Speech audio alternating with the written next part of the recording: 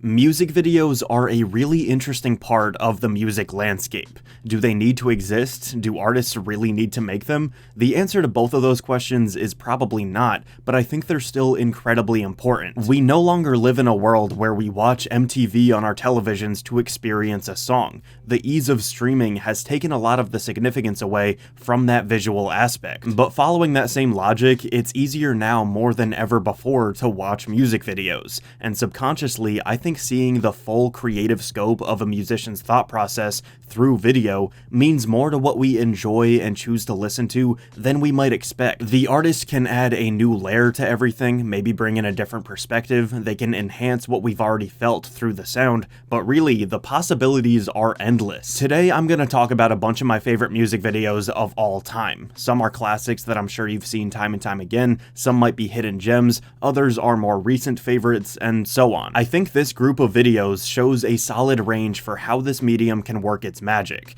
The intentions behind what they're trying to do are all over the place. I'm choosing them as my favorites for many different reasons. But before we get into the list, I want to thank the sponsor of today's video, NordVPN. In today's world, with so much of our work and free time spent online, you should always be protecting your IP address. Whether it be hackers or your internet service provider, anyone can get details on who you are and what you're doing online. But when you're using a VPN, you can protect your browsing history, stop advertisers from giving you targeted ads, and most importantly, your data is safe from cyber criminals. For example, if I don't want anyone to know that I've been rewatching the music video for Total Eclipse of the Heart over and over again, I turn on NordVPN, they redirect my connection through a remote server, and now I can watch Bonnie Tyler in peace. NordVPN has super fast servers all over the world. You can use it to watch stuff that's on Netflix in different countries. There's a 30-day money-back guarantee, 24/7 customer support, and I've felt much more comfortable going online since I started using it. Every purchase of a 2-year plan will get you a huge discount plus 1 additional month free. Go to nordvpn.com/alphomedia or use code alphomedia so you can start using this award-winning service. Starting things off, I want to talk about LCD Sound System's Oh Baby. This video was directed by Rian Johnson, who made Knives Out, The Last Jedi, and Looper, and for me, this thing is the epitome of visual storytelling. We open with these close-ups of crazy scientific equations that I know nothing about, and the textures within these shots are breathtaking. As things progress, we learn that these calculations are how an elderly couple is building some sort of do-it-yourself teleportation machine. I don't want to spoil anything, but within 6 minutes, you basically get an entire sci-fi romantic drama. It's incredibly touching. When I first heard Oh Baby, I could have never imagined this strange cinematic story going along with it, but the song and video end up being perfect complements to one another.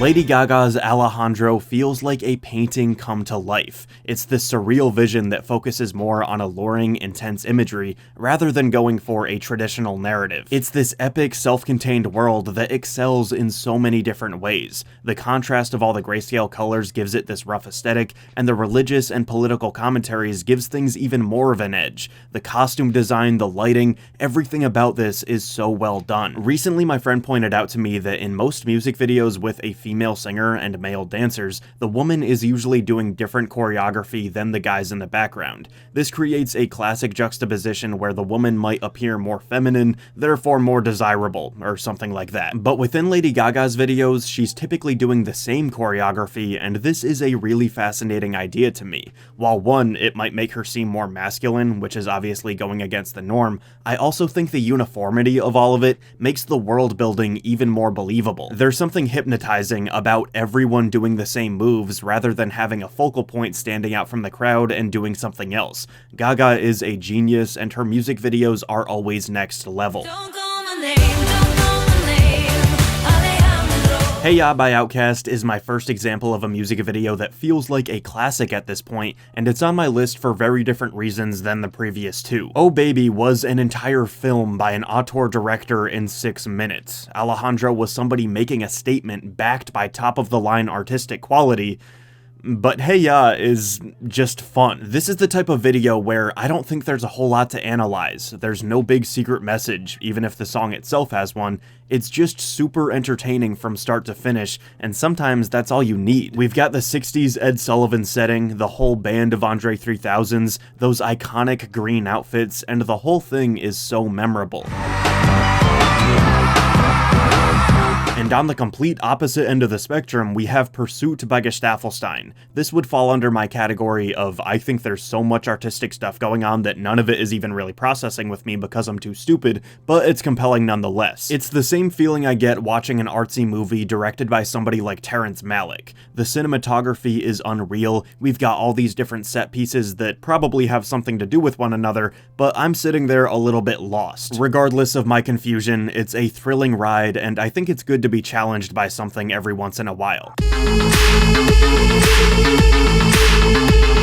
Kendrick Lamar is one of the kings of the modern music video, with each one being more ambitious than the next, but there's something about Humble that feels so inspirational to me. This is the type of video that is somehow pushing the entire medium to new heights, but it's also accessible. Unlike the previous entry, the symbolism here is not as vague, and what takes everything up a notch is a collection of camera techniques that you'd have trouble finding anywhere else. The 360-degree fisheye lens can look really stupid, but they made it work. I haven't really seen this dizzying jittery effect before. The no filter versus photoshopped thing was wildly inventive, and this effect is jaw-dropping. Just like with his music, Kendrick's able to create music videos that are the best of the best without alienating his audience in the process. My left stroke just went viral. Right stroke put The Ghost of You by MCR is another example of basically making an entire film for the sake of a music video, but this one is absurd. With a $1 million budget, director Mark Webb essentially recreated the D-Day scene from Saving Private Ryan for this My Chemical Romance video. And while those shots are haunting and well executed, what makes this special is how we're going back and forth between the war and a USO dance that the band is performing at. This aspect is charming and it gets you invested in the characters, and that's what makes it so painful and scary when you have to see these guys in the line of duty. Going back and forth between these two timelines is extremely powerful, and it was creative of them to do this historical fiction stuff in the first place. At the top of my lungs, in my arms, it felt wrong to make something like this and not include what might just be the coolest music video in history. No matter how you feel about cheesy 80s music, I think everybody has to respect the hard work and imagination that went into Take On Me. The innovation here is staggering, and it's something that feels absolutely timeless. The Avalanche's Frontier Psychiatrist is intriguing because this music video is a perfect representation for the lesser-known genre of Plunderphonics. This is an experimental style of music where its songs are often described as collages of sound. The musician takes pieces of music or sound bites that already exist and repurposes them to create a new composition. If you're familiar with the concept of sampling, it's sort of like that on steroids. The funny thing about the video is that the Avalanches had actors and actresses perform a direct interpretation of all these random bits and pieces that you'll hear in the song. Because of how random Plunderphonics can sound and how they pull snippets from many different times, places, and styles, I would never think to do the most obvious music video concept by just reenacting the music. But that's what they did. All in one room, every sound, every sample, with a very literal, visual portrayal. That boy needs therapy. Psychosomatic. That boy needs therapy. Bjork's Bachelorette, directed by Michel Gondry, is an unreal psychological nightmare. This video makes the audience ponder their place in the world by utilizing the Drost effect. This is an approach used in art where a given piece is in a never-ending loop of itself. It's named after a Dutch brand of cocoa called Drost, where the woman on the can is holding the can that you're already looking at. So hypothetically, the one in the smaller can could be holding its own can, and so on and so on. For me at least, just thinking about this concept drives my anxiety crazy, and I start feeling like I'm stuck in my own head. Bjork's video yields the same effect by telling the story of a bachelorette who finds a book that is turned into a play about her finding the book, and the loop continues. This is an artist whose world building is so immersive and stimulating to begin with, but when you add on these suffocating mental gymnastics, I'll be thinking about this video days after I watch it. That is the sign of art that is truly powerful. When it comes to Feel Good Inc. by Gorillaz, we could talk about the deep themes of intellectual freedom and all the different references to classic literature, but honestly, I just want to talk about the animation. First and foremost, I will always try and praise those that take this route, simply because we don't see it too often and it takes a lot of hard work. And for those who are able to do it well, it opens up a whole new realm of possibilities. Animation is limitless. You can do anything and everything you want. Within this video, we see Gorillaz test those limits with their iconic, creepy yet endearing style. The comparison between inside Feel Good Inc. and the outside world is astonishing. It's so cool seeing the mixed mediums of real-life De La Soul inside the animated world, and so on. I've talked way too much already, and I want to mention the rest of my list, so we're gonna speed things up a little bit. So Hot You're Hurting My Feelings by Caroline Polachek shows that a color palette that matches the feeling of the song can be a mesmerizing feature of your video. Jazz and Buggin' Out by A Tribe Called Quest is a historic use of that thing where musicians make one music video and then they add a snippet from another song at the end, and the tone completely changes. The relaxed black and white stroll around the city, transitioning to those vibrant colors and bugged out eyes, is the best. Jamiroquai's Virtual Insanity probably has more nostalgia than any other music video for me. I remember watching this over and over again when I was little, thinking that that moving floor was the coolest thing I had ever seen. I Really Like You by Carly Rae Jepsen is a clever twist on the simple lip sync music video, because it's not Carly in the video, it's Tom Hanks. But the OG version of a celebrity starring in a music video is Weapon of Choice by Fatboy Slim, featuring the incomparable Christopher Walken.